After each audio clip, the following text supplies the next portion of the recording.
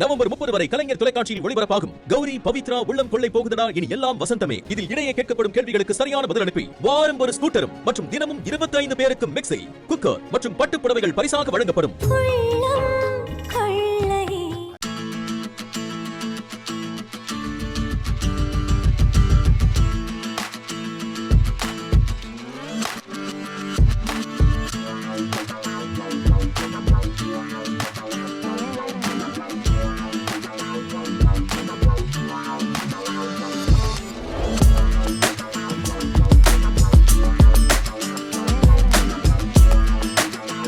வணக்கம் நண்பர்களே, இன்னும் ஒரு இனிய காலை பொழுதில் தீதும் நன்றும் நிகழ்ச்சியில் உங்களை சந்திப்பதில் மிக்க மகிழ்ச்சி அடைகிறேன். இந்த நவம்பர் 21 ஒரு முக்கியமான தினம். அது என்ன தினம் என்றால், இப்பொழுது நீங்கள் என்னை எதன் வழியாக பார்த்து கொண்டிருக்கிறீர்களோ அந்த சாதனத்தினுடைய தினம். ஆம், இன்று உலக தொலைக்காட்சி தினம். உலக தொலைக்காட்சி தினம் என்பது இன்றைக்கு சர்வதேச அளவில் தொலைக்காட்சியினுடைய பயன்பாடுகள், பிரச்சனைகள் பற்றியெல்லாம் இன்றைக்கு விவாதிக்கக்கூடிய, அதை பற்றி நினைத்து பார்க்கக்கூடிய ஒரு தினமாக இருக்கிறது. 1925 லண்டனில் ஜான் லோகி பேர்டு என்பவர் ஒரு பெட்டியில் ஒரு மனித முகத்தை காட்டினார். அதுதான் முதல் தொலைக்காட்சி பிம்பம். அப்பொழுது அது அதிசயமாக பார்க்கப்பட்டது. யாருமே அதை நம்பவே இல்லை. இது ஏதோ ஒரு மாந்திரிக வேலை என்று தான் பலரும் நினைத்தார்கள். அதை எப்படி எங்கேயோ இருக்கிற மனிதனை இங்கே காட்ட முடியும் என்றெல்லாம் நினைத்தார்கள். அதல்லது இது ஏதோ ஒரு தந்திர வேலை என்றெல்லாம் நினைத்தார்கள். ஆனால் அதற்கு பிறகு 5 ஆண்டுகளில் ஜான் லோகி பேர்டு லண்டனில் முதல் தொலைக்காட்சி நிலையத்தை தொடங்கிவிட்டார். அதற்கு பிறகு தொலைக்காட்சியினுடைய வளர்ச்சி என்பது பிரம்மாண்டமானதாக மாறிவிட்டது. ஒரு காலத்தில் தமிழ்நாட்டில் நீங்கள் பார்த்தீர்கள் என்றால், நம்முடைய சென்னை தொலைக்காட்சியினுடைய அந்த நிகழ்ச்சிகள், செய்தி வாசிப்பு, இதெல்லாம் ஒரு பெரிய அதிசயமாக இருந்தது. நாம் இங்கு தமிழ்நாட்டின் உள்பகுதிகளில் தொலைக்காட்சி வந்த உங்கள் நினைவுகள் உங்கள் பலருக்கு இருக்கும். ஒரு ஆண்டனாவை மேலே கட்டி கொண்டு கீழே அந்த நிறைய அந்த தொலைக்காட்சியில் புள்ளிகளுக்கு நடுவே லேசாக தெரியக்கூடிய அந்த உருவத்தை பார்ப்பதற்கு மக்கள் போட்டி போட்டுக்கொண்டு அங்கு குழுமி இருப்பதை நீங்கள் பார்க்கலாம். அதே போல் அதற்கு பிறகு இலங்கையிலிருந்து தெரியக்கூடிய அந்த தொலைக்காட்சி நிகழ்ச்சிகளை பார்ப்பதற்கே இங்கே பெரிய கூட்டம் இருந்தது. ஆனால் 1980களுக்கு பிறகு ஏஷியாட், அதாவது ஆசிய விளையாட்டுப் போட்டிகள் இங்கு நடந்தபோது சேட்டலைட்டின் மூலமாக தொலைக்காட்சி நிகழ்ச்சிகளை ஒளிபரப்பக்கூடிய முறை வந்த பிறகு தொலைக்காட்சி பரவலானது. பஞ்சாயத் ராஜ் போன்ற பஞ்சாயத்து ராஜ் திட்டத்தின் கீழமாக எல்லா பஞ்சாயத்துகளுக்கும் அப்பொழுது தொலைக்காட்சி வழங்கப்பட்டது. அப்பொழுதெல்லாம் தொலைக்காட்சி பார்ப்பதற்கென்றே தொலைக்காட்சி இருக்கிற இடங்கள் மக்கள் தியேட்டரில் கூடுவது போல கூடுவார். அங்கு வரக்கூடிய பல்வேறு உலக நடப்புகளை பார்ப்பதெல்லாம் ஒரு அதிசயமாக இருந்தது. தமிழ்நாட்டில் கலைஞர் அவர்கள் தொலைக்காட்சி வரலாற்றில் ஒரு மிகப்பெரிய புரட்சியை கொண்டு வந்தார். அவர் 2006 அந்த ஆட்சி காலத்தின் போது இலவச வண்ண தொலைக்காட்சி பெட்டியினை 2 கோடி குடும்பங்களுக்கு மேல் வழங்க ஏற்பாடு செய்தார். அது இந்தியாவில் ஒரு மாநிலம் தொலைக்காட்சி சார்ந்த தொலைத்தொடர்பில் அடைந்த ஒரு மிகப்பெரிய புரட்சி என்று சொல்லலாம். ஒரு குடிசை வீடுகளில் கூட வண்ண தொலைக்காட்சி பெட்டி சேர்ந்தது. அதுவரைக்கும் வண்ண தொலைக்காட்சி என்பது மேல் மத்திய தர பணக்காரர்கள் வீட்டில் மட்டுமே இருந்த ஒரு பொருளாக இருந்தது. சென்ற நூற்றாண்டிலும் இந்த நூற்றாண்டிலும் தொலைக்காட்சி அடைந்திருக்கக்கூடிய வளர்ச்சி என்பது பிரம்மாண்டமான ஒன்று. அதாவது உலகத்தை உங்களுடைய அறைக்குள் தொலைக்காட்சி கொண்டு வந்து விட்டது என்று சொல்வார்கள். அது மிகையல்ல. அதாவது அரசியல் நடப்புகள், சமூக நடப்புகள், வரலாற்று சம்பவங்கள், இயற்கை சார்ந்த நிகழ்வுகள். உதாரணமாக ஒரு அமேசான் காடுகளில் ஒரு புலி தன்னுடைய குட்டிக்கு எப்படி பாலூட்டுகிறது என்பதை நீங்கள் அருகில் இருந்து பார்க்கக்கூடிய ஒரு காட்சியை பார்க்க முடிகிறது. ஒரு கடலுக்கு ஆழத்தில் என்ன நடந்து கொண்டிருக்கிறது என்பதை நீங்கள் உங்கள் அறையிலிருந்து பார்த்து கொண்டிருக்கிறீர்கள். இதெல்லாம் மனிதர்கள் கற்பனை கூட செய்திராத விஷயம். இதையெல்லாம் அருகிலிருந்து பார்க்க முடியும் என்பதை. அதே போல் உலகளத்தில் மூலையில் நடக்கக்கூடிய விளையாட்டுப் போட்டிகள், இன்னும் பல்வேறு விதமான அதிர்ச்சியூட்டக்கூடிய சம்பவங்கள், அதே போல் அறிவியல் சார்ந்த விஷயங்கள், பொழுதுபோக்குகள், இசை கச்சேரிகள், சினிமா, தியேட்டர் என்பதெல்லாம் ஒரு காலத்தில் மிகவும் நீங்கள் போய்த்தான் ஒரு படத்தை பார்க்க முடியும் என்ற நிலை மாறி இன்றைக்கு அது எல்லாமே மாற்றியது தொலைக்காட்சி. இன்று தொலைக்காட்சியினுடைய வடிவம் சுருங்கி இன்றைக்கு யூடியூப் சேனல்களாகவும் பல்வேறு வடிவங்களிலும் அது இன்றைக்கு உள்ளங்கையில் ஒரு மொபைலில் அது வந்துவிட்டதை நாம் பார்க்கிறோம். ஒரு நூற்றாண்டிற்குள்ளாக, சரியாக ஒரு நூற்றாண்டிற்கு முன்பு தான் தொலைக்காட்சி கண்டுபிடிக்கப்பட்டது. நாம் இப்பொழுது இந்த நூற்றாண்டில் தொலைக்காட்சியினுடைய பிரம்மாண்டமான வளர்ச்சியை பார்க்கிற போது இந்த ஒரு நூற்றாண்டு கால வளர்ச்சி மனித குலத்தின் அனுபவத்தையே முற்றிலுமாக மாற்றி அமைத்திருக்கிறது என்று சொன்னால் அது மிகை ஒன்றுமில்லை. மீண்டும் இன்னும் ஒரு புதிய சிந்தனையோடு உங்களை சந்திக்கிறேன். நன்றி, வணக்கம்.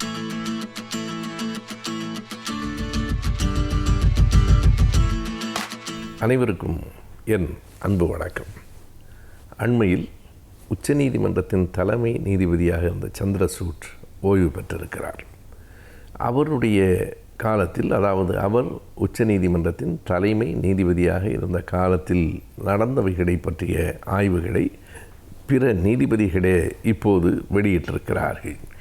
அவருடைய காலம் என்பது சில முற்போக்கான சிந்தனைகளை கொண்டதாகவும் சில இடத்தில் மிக மிக பிற்போக்கானதாக இருந்ததாகவும் அந்த நீதிபதிகள் குறிப்பிடுகிறார்கள். குறிப்பாக மதன் பி தாக்கூர் என்கிற நீதிபதியும், அதே போல் நம்முடைய தமிழ்நாட்டில் நீதியரசராக இருந்த சந்துரு அவர்களும் இது குறித்து எழுதியிருக்கிறார்கள். ஒரு தொலைக்காட்சியில் முன்னாள் நீதிபதி ஹரி பரந்தாமன் அவர்களும் இது பற்றி பேசியிருக்கிறார். ஒரு நீதிபதி அவர் ஓய்வு பெற்றதற்கு பிறகு இந்த அளவிற்கு எதிர்ப்பாகவும் ஆதரவாகவும் விமர்சனங்கள் வருவது இதுதான் முதல் முறையோ என்று கருதுகிறேன். அந்த விமர்சனங்களில் சில வரிகள் கொஞ்சம் கடுமையாக கூட இருக்கின்றன. பொதுவாக சந்திரசூட் மிக முற்போக்கான பல தீர்ப்புகளை தந்தவர், தன் பாலின திருமணத்திற்கான அங்கீகாரத்தை மறுத்தவர். இப்படி பல்வேறு விதமான செய்திகள் அவர் பக்கத்தில் இருந்தாலும் அவர் மீது 2 குறிப்பான விமர்சனங்கள் இந்த 3 கட்டுரைகளிலும் வைக்கப்பட்டிருக்கின்றன. 2 கட்டுரைகள், ஒன்று தொலைக்காட்சி நேர்காணல். அதில் அவர்கள் சொல்லியிருக்கிற முதன்மையான செய்தி, எந்த ஒரு தலைமை நீதிபதியும் பொறுப்பில் இருக்கும்போது பிரதமரை தனிப்பட்ட முறையில் தன் வீட்டுக்கு விருந்தினராக அழைத்ததில்லை. தன் வீட்டில் ஒரு திருமணம் நடக்கிறது, அந்த திருமணத்திற்கு எல்லோரையும் அழைக்கலாம். அதில் ஆளுங்கட்சியும் வருவார்கள், எதிர்க்கட்சியினரும் வருவார்கள். அது ஒரு பொது பண்பாட்டு நிகழ்வு. ஆனால் தனிப்பட்ட முறையில் ஒருவர் தலைமை நீதிபதி என்னும் பொறுப்பில் இருந்து கொண்டு ஒரு நாட்டின் பிரதமரை அழைப்பது என்பது எந்த விதத்தில் அது மரபு சார்ந்தது என்கிற கேள்வி எழுந்திருக்கிறது. அதைவிட மிகப்பெரிய செய்தி என்ன என்றால், அயோத்தி வழக்கில் தீர்ப்பளித்தவர் அவர்தான். அது பற்றியும் பல விமர்சனங்கள் இருக்கின்றன. மதன் பி தாக்கூர் தன்னுடைய கட்டுரையில் கடுமையாக எதை பற்றி எழுதுகிறார் என்பதை பார்க்க வேண்டும். மதன் பி தாக்கூர் என்கிற நீதியரசர் 2018ஆம் ஆண்டு இந்தியா முழுவதும் ஒரு தருணத்தில் பேசப்பட்டவர் என்பதை நாம் அறிவோம். ஆம், 4 உச்சநீதிமன்ற நீதிபதிகள் ஒரு ஊடகவியலாளர் சந்திப்பை நிகழ்த்தி அதில் உச்சநீதிமன்ற தலைமை நீதிபதி பற்றி கடுமையாக விமர்சனம் செய்தார்கள். இன்றைய தலைமை நீதிபதி முழுக்க மோடி அரசாங்கத்திற்கு சார்பாக செயல்படுகிறார் என்று ஒரு குற்றச்சாட்டை வைத்தார்கள். இப்படி ஒரு குற்றச்சாட்டை தலைமை நீதிபதியின் மீது மற்ற நீதிபதிகள் வைத்ததாக வரலாறு இல்லை. அப்படிப்பட்ட அந்த 4வரில் ஒருவர்தான் மதன் பி தாக்கூர். அவர் சொல்லியிருக்கிற செய்தியும், நீதிபதி ஹரி பரந்தாமன் அவர்கள் நேர்காணலில் சொன்ன முக்கியமான செய்தியும் என்ன என்றால், அயோத்தி தீர்ப்பு எப்படி வழங்கப்பட்டது என்பதுதான். அயோத்தி தீர்ப்பை எப்படி வழங்கினோம் என்று ஓய்வு பெற்ற நீதிபதி சந்திரசூட் சொல்லுகிறார். எனக்கு மிகுந்த குழப்பமாக இருந்தது. என் முன்னால் அந்த வழக்கு நிலுவையிலேயே இருந்தது. கடைசியாக நான் இறைவனிடத்தில் பிரார்த்தித்து கொண்டேன். நான் நம்புகிற இறைவன் எனக்கு காட்டிய வழியில் தீர்ப்பு எழுதப்பட்டிருக்கிறது என்று சொல்லுகிறார். பிறகு அந்த நீதிபதிகள், அதை விசாரித்த நீதிபதிகளில் தீர்ப்பை எழுதியவர் யார் என்று எப்போதும் சொல்லுவார்கள்.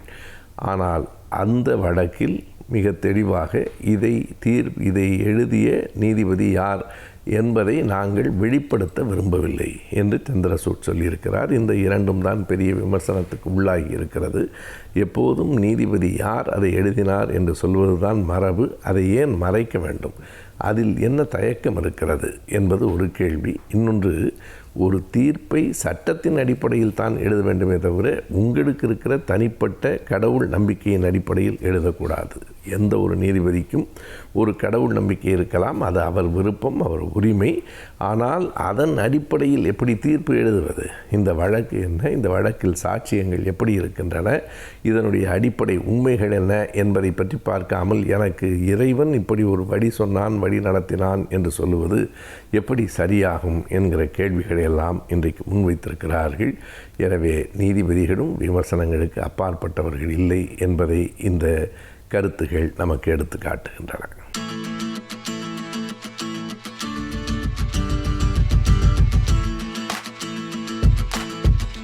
வணக்கம் நேயர்களே. சேமிப்பு பற்றி ஒரு ஆய்வு ஒன்று படித்தேன். கொஞ்சம் அதிர்ந்து போயிட்டேன்னு கூட சொல்லலாம். அதிர்ச்சியை தரக்கூடிய அந்த ஆய்வு என்ன சொல்லுது அப்படின்னா, இந்தியாவில் சேமிக்கிற வழக்கம் தனிநபர்கள் மற்றும் குடும்பங்களிடம் குறைந்து கொண்டே வருகிறது அப்படிங்கிற ஒரு அதிர்ச்சியான ஆய்வை வெளியிட்டிருக்கு. அந்த புள்ளிவிவரம் என்ன சொல்லுதுன்னா, இந்தியாவினுடைய ஜிடிபி, உள்நாட்டு உற்பத்தி, அதில் 2007-8 37.8 விழுக்காடாக இருந்தது சேமிப்பு. 2018-19 11 ஆண்டுகள் கழித்து இப்போ பார்க்குறப்ப 37.8 இருந்தது, 30.5 ஆகியிருக்கு. 7% தானே சார் குறைஞ்சிருக்கு அப்படின்னு நீங்கள் சொல்லலாம். 7%உடைய மதிப்பு எவ்வளோ தெரியுமா? ஜிடிபியை 200 லட்சம் கோடின்னு வச்சுக்கிட்டிங்கன்னா 7%உடைய மதிப்பு 14 லட்சம் கோடி. இப்போ 14 லட்சம் கோடி சேமிப்பு இந்தியாவில் குறைந்திருக்கிறது கடந்த 11 ஆண்டுகளில். இன்னும் குறிப்பாக என்னென்னா, 2017-18க்கும் 2018-19க்கும் அந்த ஓராண்டில் குறைந்த தொகைன்னா 32.4 30.5 வந்திருக்கு. ஏறக்குறைய 2 விழுக்காடு, 4 லட்சம் கோடி. ஒரு வகையில் இதில் மகிழக்கூடிய விஷயம் என்னென்னா, 14 லட்சம் கோடி சந்தைக்கு வந்திருக்கு, பணப்புழக்கம் அதிகரிச்சிருக்கு, மக்களிடத்தில் பணம் நிறைய போய் சேர்ந்துருக்கு.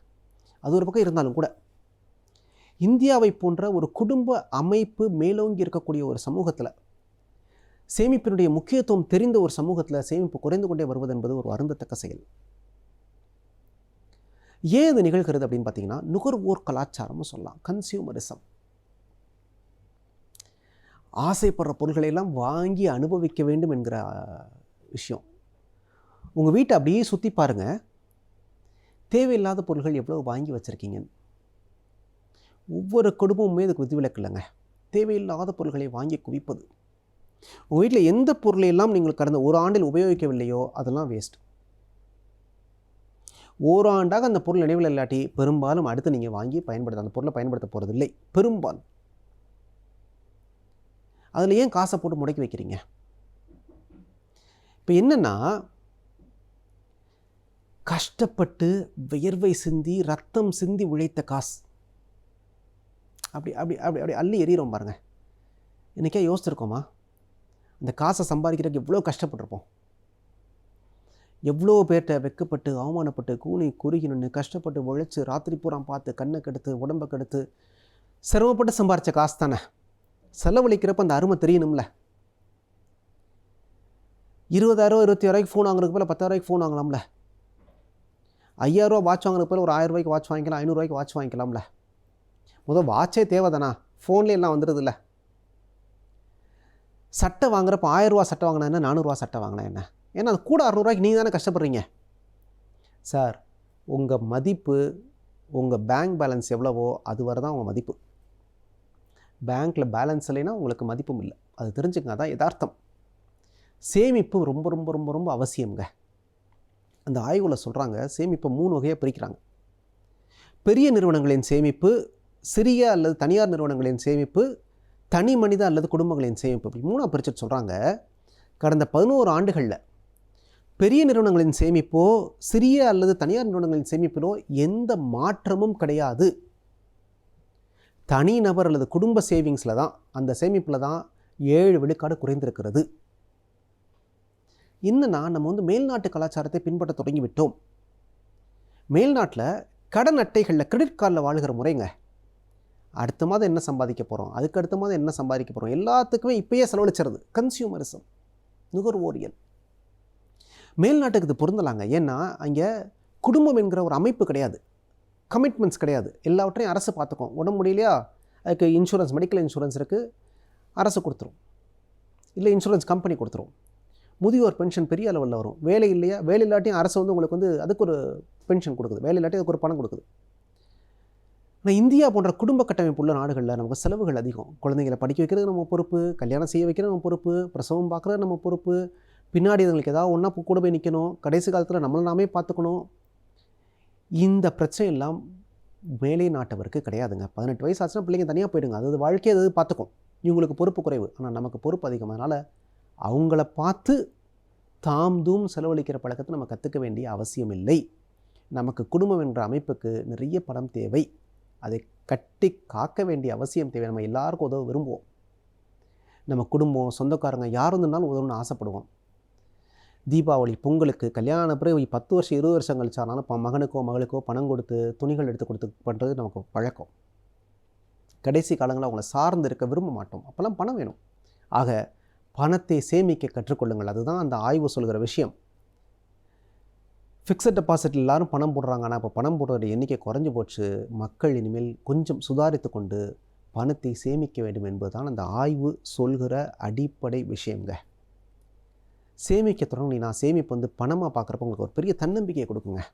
அதுவும் இளவயதிலிருந்தே சேமிக்க தொடங்கிட்டீங்கன்னு வச்சுங்களேன். இன்றைக்கெல்லாம் இளைஞர்கள் தகவல் தொழில்நுட்பத்துறை மிகப்பெரிய ப்ரொஃபஷனலாக இருக்கவங்களாம் நிறைய சம்பாதிக்கிறாங்க, நிறைய செலவழிக்கவும் செய்கிறாங்க. நிறைய சம்பாதிக்கிறப்ப ஆரம்பத்துலேருந்தே நீங்கள் சேவிங்ஸ் பண்ண தொடங்கிட்டீங்கன்னா, சேமிக்க தொடங்கிட்டீங்கன்னா, இளமையில் சேமிக்கிற சேமிப்பு நீங்கள் ஒரு 20 வயசு 25 வயசில் சேமிக்க தொடங்கி 35 வயசுக்குள்ள 1 கோடி ரூபாய் சம்பாரிச்சிங்கன்னு வச்சுக்கோங்களேன்.